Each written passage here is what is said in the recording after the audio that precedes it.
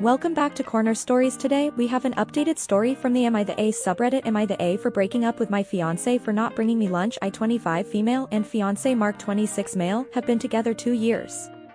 Me and Mark met through mutual friends and went to the same high school together but didn't start dating till years after we graduated. He's currently in the military and is stationed in another state but kept our relationship strong through the long distance and of course when he comes home for vacation, breaks and holidays. We also have a dog named Willie that we got together but of course stays with me and sees Mark when he's home. When he's home, he stays at my place and spends time at his family's while I'm at work. Since he flies home, he leaves his personal vehicle at base and sometimes uses my car. He also picks me up for my lunch break and eat together.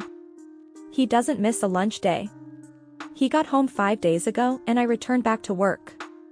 Mark dropped me off so he could use my car for errands and to re-up on Willie's food since we just ran out during his morning feed.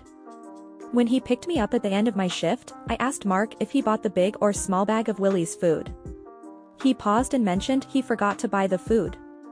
Mind you, I work a 10-hour shift and fed Willie the minute I got up to get ready for work, which was 11 to 12 hours ago. I asked Mark, what has he been doing while I was at work, and just said, he was out spending time with his brothers. I'm a very understanding and patient person.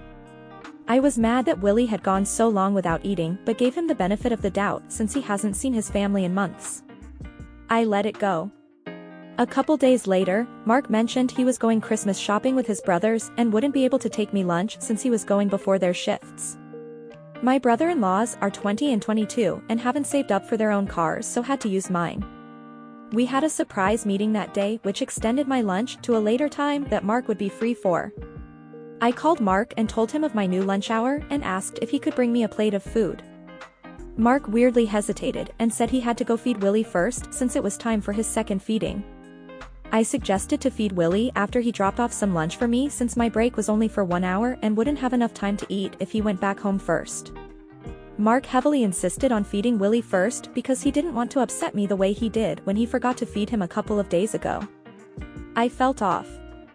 I love Willie very much, but I told him Willie was not going to starve from 5 hours of not eating. Mark suggested I just wait till the end of my shift to go eat after work. I was dumbfounded that Mark was being heavily hesitant on bringing me food. Especially since he's in my car and I haven't ate since last night because I'm not much of a breakfast person. I was starving. What could be more important than buying a plate of food for your starving partner? I got upset and asked Mark what's really going on because he's never missed a lunch date with me. Mark got loud and said I'm tripping and hung up on me. I called him back and all calls were rejected. He texted me saying he was going home and we could talk after work because he was tired from shopping. For petty reasons, I had a bag of chips in my desk that I refused to eat so he could hear my stomach growl when he picked me up later. I see him pull up to the front of my office building and I calmly get into the car. The second we got home, I tell him it's over and ask to pack his things and leave.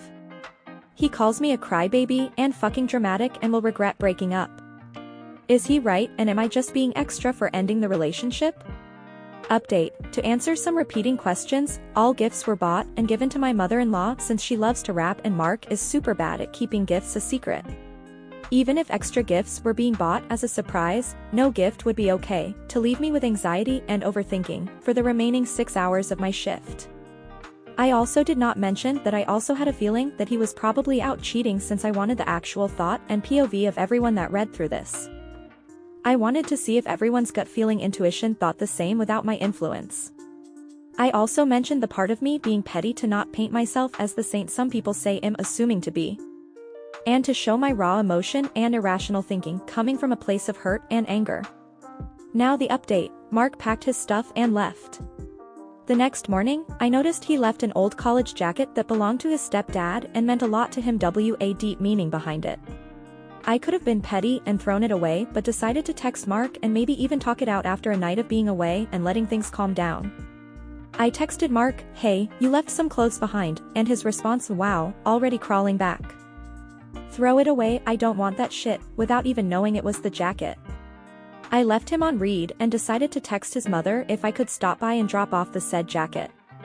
She said of course and told me to come by and also pick up the gifts I'm assuming I wanted back.